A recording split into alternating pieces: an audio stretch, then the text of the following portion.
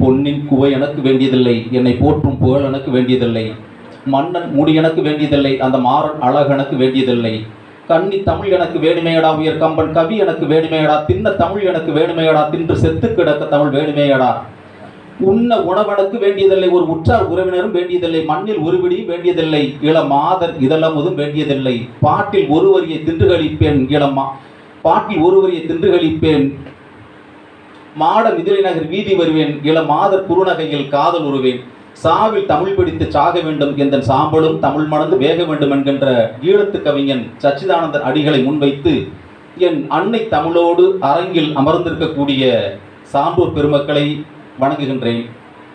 என் அன்பிற்குரிய மாமா, நாங்கள் படிக்கும்போது சிறுவர்களாக 20 வயதில் சந்தித்தோம். இப்போது 50 வயதாகிறது. கிட்டத்தட்ட கால் நூற்றாண்டை கடந்த நட்பு.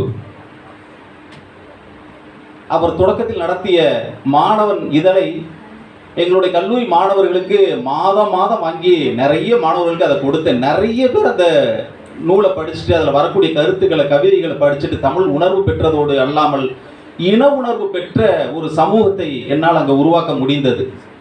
அதே மாதிரி அந்த தமிழர் திருமணங்களை ஏன் வலியுறுத்துகிறோம், ஏன் ஆரிய திருமணத்தை மறுக்கிறோம், தமிழர் திருமணத்தை ஏன் நடத்தணும் அப்படின்ற ஒரு சின்ன ஒரு 4 பக்க சுற்றறிக்கையை கொடுத்தாங்க. அந்த சுற்றறிக்கையை ஆண்டுதோறும் 1000 அந்த ஏடுகளை போட்டு எங்களுடைய கல்லூரி மாணவர்களுக்கு ஆண்டுதோறும் அங்கே கொடுத்தோம். இந்த தமிழ்மணி மாமா சொன்னது மாதிரி இந்த நூலை 25 ஆண்டுகளுக்கு முன்பு வெளியிடும் போது எல்லோருமே சின்ன பையங்க, சின்ன மாணவர்களாக, சின்னவர்களாக, சிறியவர்களாக இருந்தபோது அந்த என்ன எழுதுறது அப்படின்னு சொல்லி தெரியல. ஏன்னா எழுத்து அப்போதான் எனக்கெல்லாம் அறிமுகம். எழுத்துனா என்ன அப்படிங்கிறது தெரியாத ஒரு சூழல், அறிமுகம். அந்த அறிமுகமான ஒரு சூழல்லையே எனக்குலாம் இந்த தமிழ் சமூகம் ஏன் இப்படி கெட்டு போய்கிட்டு இருக்கிறது, தமிழ் சமூகம் கெட்டு போகிறதா, இல்லை தமிழ் சமூகத்தை கெடுத்து கொண்டு இருக்கிறார்களா, வழிநடத்தக்கூடிய தலைவர்கள் அந்த மாதிரி இருக்கிறார்களா அப்படின்ற சிந்தனை அப்பதான் எனக்கெல்லாம் துளிர் விட்டது. அந்த சிந்தனையினுடைய தேடல் தான் இந்த நூலில் இருக்கிற என்னுடைய கவிதை. ஏன்னா அந்த தமிழ்நாடு வந்தாரை வாழ வைக்குங்கிறார். தமிழன் எப்போ வாழ்றது, வந்தவர்களெல்லாம் இங்கே வாழ வைத்து கொண்டு இருக்கக்கூடிய இந்த மண்ணு தமிழன் எப்போ வாழ்றது அப்படின்றது தெரியல. அதற்கான விடையும் இன்று வரை எந்த தலைவரிடம் நாம் எதிர்பார்க்க முடியவில்லை. அதற்கான பதில் என்றைக்கு கிட்டுகிறதோ அன்றைக்கு தான் தமிழனுக்கான வாழ்க்கையும் தொடக்கமும் இங்கே கிட்டும். அதுவரை நாம் ஒரு அடிமை வயப்பட்ட மனிதர்களாகத்தான் இங்கே உலா வந்து கொண்டிருக்க வேண்டும். நான் எல்லாரிடமும் கேட்பதுண்டு ஒரு கேள்வி, உங்களுடைய பகுதியில் எத்தனை பேர் ஒரு ஆட்சி பணி அதிகாரிகளாக, காவல்துறை உயர் அதிகாரிகளாக, காவல் பணி அதிகாரிகளாக இருக்கிறாங்க அப்படின்னா யாருமே இருக்க மாட்டாங்க. எல்லாருமே மிக அதிகமாக நீங்கள் தேடி தேடி தேடி பார்த்தால் கூட ஒரு ஆசிரியராக, வருவாய்த்துறையில் ஒரு கிராம நிர்வாக அலுவலராக, அதற்கு மேலே போனால் அந்த பணி மேம்பாட்டில் என்ன பணியை அடைய முடியுமோ அந்த மாதிரி ஒரு அடிப்படை பணியாளர்களாகத்தான் நாம் இருக்கிறோம். அதில் கூட இன்னும் நம்ம விழிப்புணர்வு அடையாதவர்களாக இருக்கிறோம். நம்ம ஆளக்கூடிய எல்லா திசைகளிலிருந்தும் நம்மளை நெருக்கிக்கிட்டே இருக்கிறாங்க. அதாவது இன்னும் தமிழ்மணி மாமா தான் எழுதியிருப்பார், ஒரு கவிதையில் எழுதியிருப்பார், புளிய குரல் வலையை நெறித்து கொண்டு மியோ என்று இன்னும் எத்தனை காலத்திற்கு கத்த சொல்வீர்கள் அப்படின்னு சொல்லி. அது மாதிரி இன்னும் எத்தனை காலத்திற்கு நம்ம கழுத்தை நெரிச்சுக்கிட்டு நீங்க தமிழனாக இருந்தாலும் கூட அடக்குமுறைக்கு உள்ளாக்கி வச்சிருக்க போறீங்க அல்லது வச்சிருப்பாங்க அப்படின்னு சொல்லி தெரியல. மாமா சொல்லும்போது சொன்னாங்க, இந்த அரங்கத்துல மிக குறைவான எண்ணிக்கையில் தான் குழுமி இருக்கின்றோம் அப்படின்னு சொல்லி. அது ஒன்றும் வருத்தப்பட வேண்டிய நிகழ்வே இல்லை. ஏனெனில் இங்க குழுமி இருக்கக்கூடிய ஒவ்வொரு மனிதர்களும் ஒரு மிகப்பெரிய கூர்வாய்ந்த வாளுக்கு நிகரானவர்கள், மிகப்பெரிய ஒரு வெடிகுண்டுக்கு, நடமாடக்கூடிய ஒரு வெடிகுண்டுக்கு நிகரானவர்கள். இவருடைய கருத்துக்கள் சமூகத்தை புரட்டி போடக்கூடியது, தீயாய் எழக்கூடியது. ஆகவே இங்க எண்ணிக்கை முக்கியமல்ல, சிந்தனை தான் முக்கியம்.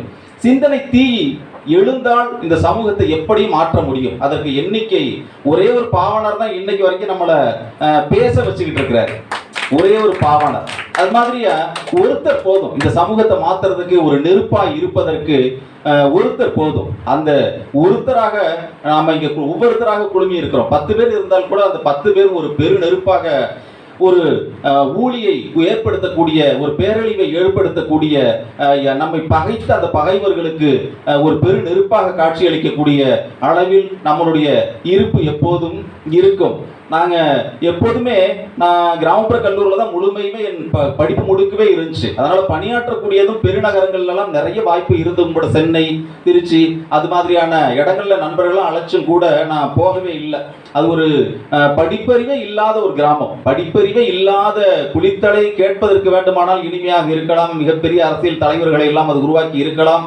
ஆனால் இன்று வரை மக்கள் அங்க கூலி தொழிலாளர்களாகவும் அடிப்படை உழைப்பை மட்டுமே நம்பி இருக்கக்கூடிய, அன்றாட உழைத்தால் மட்டுமே உண்ணக்கூடிய நிலையில் இருக்கக்கூடிய மக்கள், படிப்பதற்கு அங்கே வாய்ப்பே கிடையாது. இன்னமும் கரூரில் சாயப்பட்டறை தொழிற்சாலைகளில் நூற்றுக்கணக்கான அல்ல ஆயிரக்கணக்கான லட்சக்கணக்கான மாணவர்கள் 12ஆம் வகுப்பு தேர்ச்சி அறிக்கை வந்துட்டு அங்கே வேலைக்கு போகிறாங்க. அந்த சாயப்பட்டறை தொழில்களுக்கும் துணி தொழில்களுக்கும் அங்கே போகிறாங்க. அந்த மாதிரியான மாணவர்களெல்லாம் மீட்டு எடுத்து அவங்களுக்கு கல்வினா என்ன அப்படின்னு சொல்லி அந்த பகுதி முழுக்க என்னுடைய அலைபேசி எண்ணை கொடுத்துருக்கிறேன். யாராவது ஒருத்தர் படிக்க முடியல, என்ன சேரணும் அப்படின்னு சொல்லி கேட்டால் என்னுடைய அலைபேசி எண்ணை கொடுத்து என்னை அழைக்க சொல்லுங்கள், நானே வந்து கூப்பிட்டு வந்து சேர்த்து விட்றேன் அப்படின்னு சொல்லி இந்த மாதிரி நூற்றுக்கணக்கான மாணவர்கள். இதுதான் நம்மளுடைய சமூக மாற்றம். இப்படி தான் நம்மளால் பண்ண முடியும். நம்ம ஒரு மனிதனுக்கு வேலை கொடுக்க முடியாது, மாதம் 10,000 பணம் கொடுக்க முடியாது, ஆனால் இதை செய்ய முடியும், இதை செய்ய முடியும். அதனால தான் நிறைய இடங்கள்ல அங்க வாங்க இங்க வாங்க அப்படின்னு சொல்லி அழைத்த போதும் கூட இல்லை, என் பணிக்காலம் முழுவதும் இது போன்ற கிராமத்திலேயே பணியாற்ற நான் விரும்புகின்றேன் அப்படின்னு சொல்லிட்டு அங்கேயே 16 ஆண்டுகளாக அதே கல்லூரியில் அதே கிராமத்தில் இன்னமும் ஒரு ஏழை மாணவன் ஒரு கிழிஞ்ச சட்டையை போட்டுக்கிட்டு வந்தா ஜெகதீசன் அவரை பார்க்கணும் அப்படின்னா ஒரு பையன் கூட்டிட்டு வந்து என்கிட்ட விடுவான், உங்களை பார்க்கணும் அப்படின்னு சொல்லி சொன்னான். அதுதான் நான் அங்கே பணியாற்றியதில் மிகப்பெரிய வெற்றியாக கருதுகின்றேன். அங்கே இருப்பார், போய் பாருங்க அப்படிங்கிறத விட வாங்க நான் கூட்டு கூட அவரை காமிக்கிறேன் அப்படின்னு சொல்லிட்டு.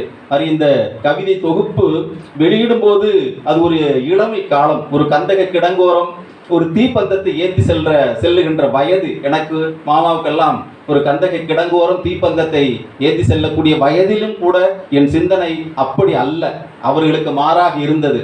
ஆனால் இன்றைக்கு எப்படி வேண்டுமானாலும் எழுதலாம், எப்படி வேண்டுமானாலும் பேசலாம் அப்படின்ற ஒரு சமூகத்தில் இருந்தாலும் கூட சுட்டி காட்ட வேண்டிய எது சரி எது தவறு அப்படின்னு சொல்லி சுட்டி காட்ட வேண்டிய ஒரு கட்டாயத்தில் நாம் நிற்கின்றோம். அப்படி அதை கேட்கக்கூடியவர்கள் வேண்டுமானால் நிராகரிக்கலாம், ஆனால் சொல்லக்கூடிய நாம் எப்போதும் எதையும் சொல்ல தயங்கவே கூடாது. சொல்ல தயங்கினால் நமக்கு பிறகு யாரோ ஒருவர் எங்கோ அதை செய்து கொண்டிருப்பார், நமக்கு பிறகு நம்மளுடைய சிந்தனையை யாரோ நடைமுறைப்படுத்திக் கொண்டிருப்பார். அந்த தோல்வி நம் மனதை உறுத்தும். ஆகவே செய்ய வேண்டியதை, செய்ய நினைத்ததை எல்லா காலத்திலும் செய்து கொண்டே இருக்க வேண்டும்.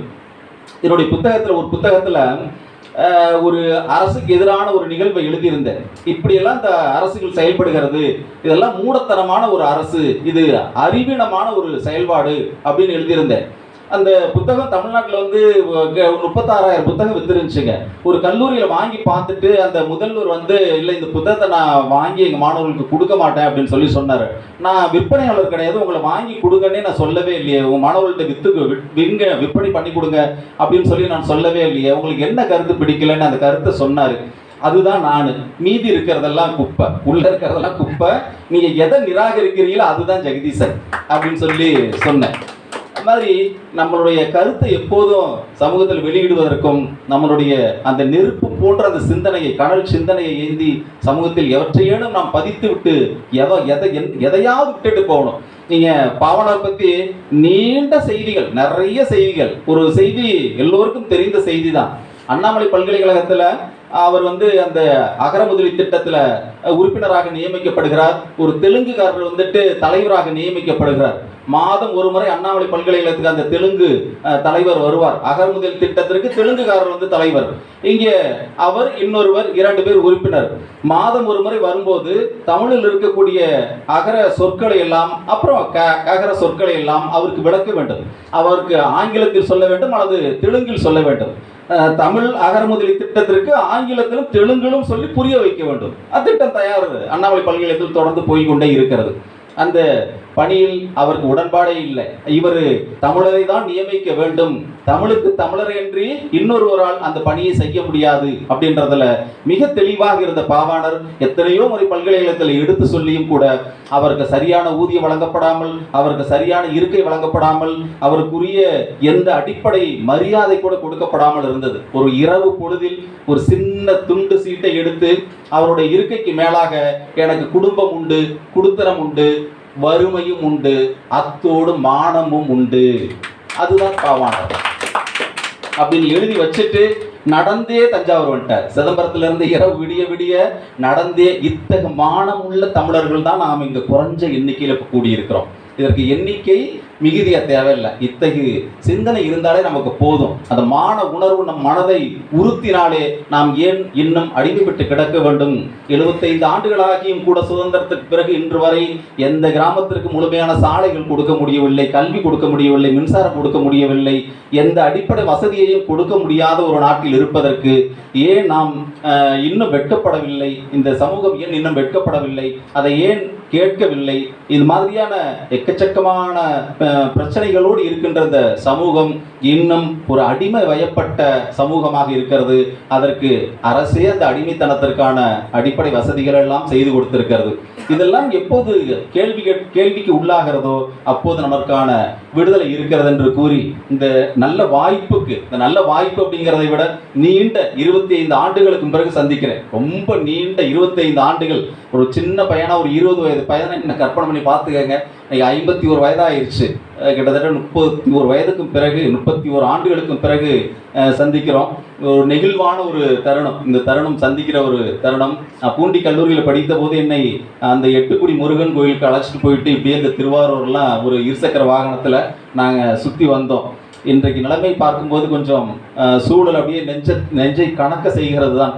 ஆனாலும் கூட காலம் எல்லாவற்றுக்கும் மருந்தை வைத்திருக்கிறது, எல்லாவற்றுக்கும் கால மாற்றத்தை வைத்திருக்கிறது.